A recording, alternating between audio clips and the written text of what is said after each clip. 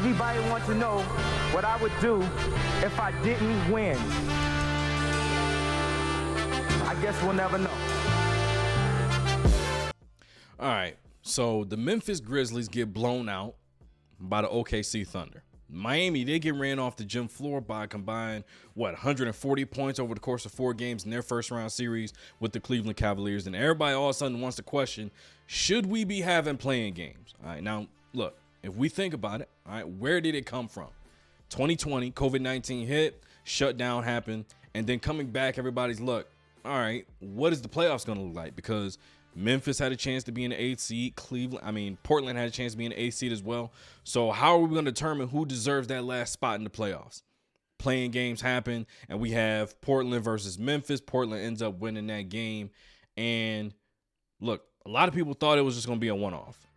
Anytime you have something like that and it seems like a good idea, 9 times out of 10, the NBA is going to stick with it. 9 times out of 10, the NFL is going to stick with it, or any other league. They're going to stick with it for a little bit of while. You know what? And I think it's just biting off the concept of the first end games. We look at the NCAA tournament, right?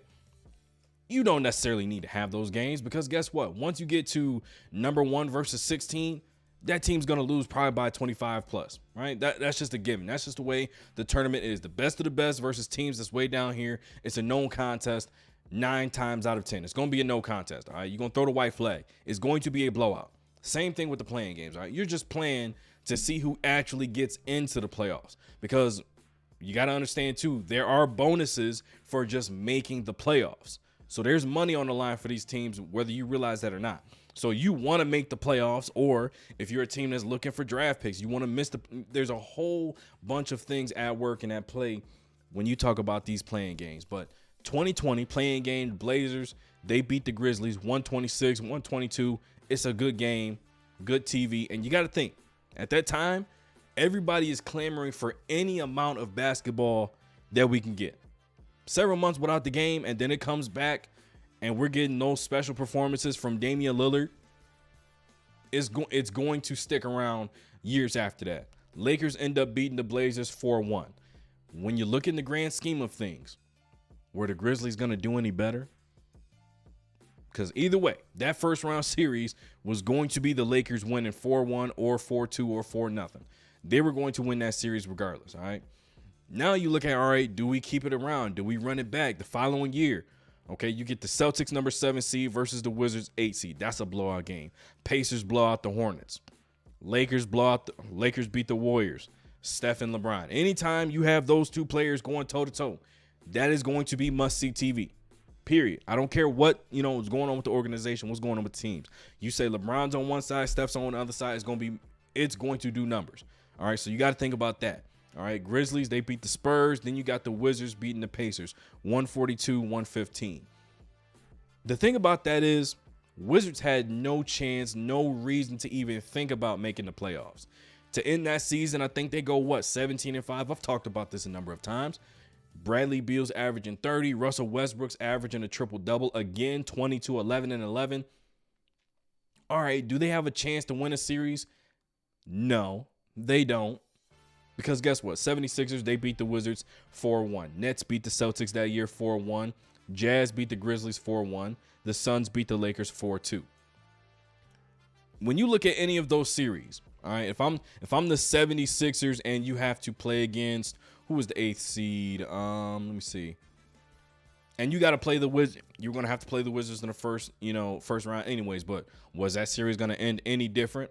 No. Was it going to end any different? It was the Celtics. No. Jazz beat the Grizzlies 4-1. Was that series going to look any different with any other team in that? No.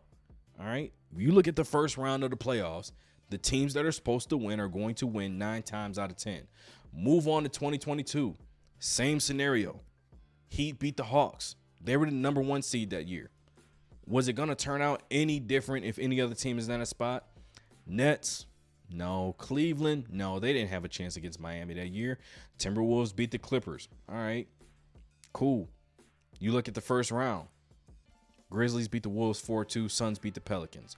The teams that were supposed to win still won. Was it in dominating fashion? Probably not. Not the way, I mean, you look at 4-1 and 4-0, not in the same fashion, right? But still, that's an entertaining series in the first round of the playoffs after having the play-in games. The teams that win are supposed to win, or the teams that are supposed to win won those games, and it was an entertaining series. But when you look at 2023, here's where it gets interesting, okay? And this is when everybody started talking about how great the play-in was for the game of basketball, for the NBA, because, I mean, Hawks beat the Heat. They get the 7th seed. Miami gets the 8th seed game versus the Chicago Bulls, right? Yep, they beat the Bulls by 11. You go to the playoffs, all right? Then you look at the Lakers. Lakers beat the Timberwolves. You get to the playoffs in the first round. The Heat beat the Bucks, albeit, you know, Giannis, he missed a game and a half, whatever like that. He did come back, had a 26-point triple-double, and they blew the lead in every single game that Giannis was in. Blew the lead late, so it wasn't a situation where if Giannis would have played X, Y, and Z, wouldn't have happened. No. No, don't do that. All right? They handed them boys L's. Jimmy Butler scored about 96 points over the course of 2 games, so miss me with that, all right? Heat beat the Bucks. Celtics beat the Hawks. Nuggets beat the Wolves. Lakers beat the Grizzlies, all right? All of those were great series. Like I said, Jimmy, his performance in that series made that a great series to watch too. The problem I have with everybody arguing all of a sudden with the play-in is we had this in 2023. The Miami Heat go from the play-in tournament, as in, you know, you were a 7th seed, you lose that game. Okay. Now you're the 8th seed, you got to play to get into the playoffs. You win that game. You get all the way to the NBA Finals. The Lakers, 7th seed. They win their play-in game. Now they're the 7th seed. They go from the play-in all the way to the conference finals. Now we can say, you know what? Shouldn't even have the play-in. 7th seed and 8th seed locked it in, right? When you look at the fact that they were able to get through the play-in, play those entertaining games, then you get to the first round, you win your first round series and get all the way to the conference finals and the NBA finals, you got to think, okay, could it be a situation where it was just injuries that put them there?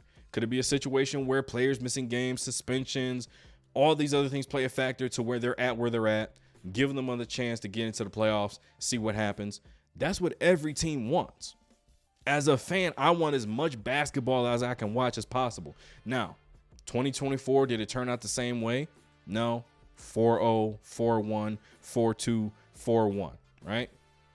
This year, play-in tournament, first round series just about wrapping up. I mean, Miami, seen them.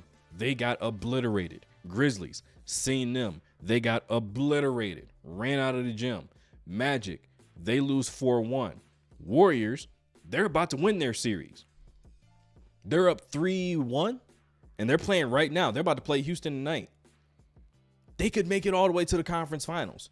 They're about to beat the number 2. So every year there seems to be one of these teams that's giving the top seeds a scare. And anytime you have a guy like Steph Curry on your team with Jimmy Butler, you don't exactly belong in the play-in the first place, right? We have it every single season where it could be a Cinderella team. That's something we haven't really had in the NBA for years. Whereas that one team that you say don't really belong here, now they start scaring teams. Now they start making some noise in the playoffs to get the right matchup, and they find themselves in the conference finals. I think it's a good thing for the NBA to keep it. Players, they may not love the idea if I'm a 7th seed and I lose both games, now I'm out of the playoffs, or I'm an 8th seed and now I'm out of the playoffs to a 10th seed that made the playoffs. You might look at the games thereafter. You might look at a Miami Heat 37-45 and say you shouldn't be there. You could make some rules, say, hey, you got to be at least 500 to even compete in the play-in. That could be a thing. But the other factor of that is, and this is the same conversation that I have with people when we talk about Angel Reese and her offensive rebounds. If you look at Angel Reese and her offensive rebounds, everybody's saying, you know what, she's just getting her own misses. She's just getting all the missed layups and putting them back. Why isn't anybody boxing her out? It's in the scouting report. Why is it that we're so adamant about Angel Reese being bad at making layups versus everybody being so poor at following the scouting report and boxing her out? Why are we looking at the teams that actually make the playoffs and the play-in from a 10th seed all the way to the 8th seed versus the teams that they had to beat to get there? Why aren't we looking at the Atlanta Hawks? Why aren't we looking at the Chicago Bulls? Hey, you had those spots sold up, and then you lose both of those games at home to the Miami Heat, who don't have a Jimmy Butler. Maybe that's the player's fault. Maybe that's the coach's fault. Maybe the front office didn't do something. We always look at the team that actually does their job versus the team that didn't do their job to make sure we didn't even have to see the Miami Heat lose by 140 points over the course of 4 games. But that's just my take on it. Give this video a like, subscribe to the channel. Let me know in the comments. Should the play-in continue? That's one more for the good guys.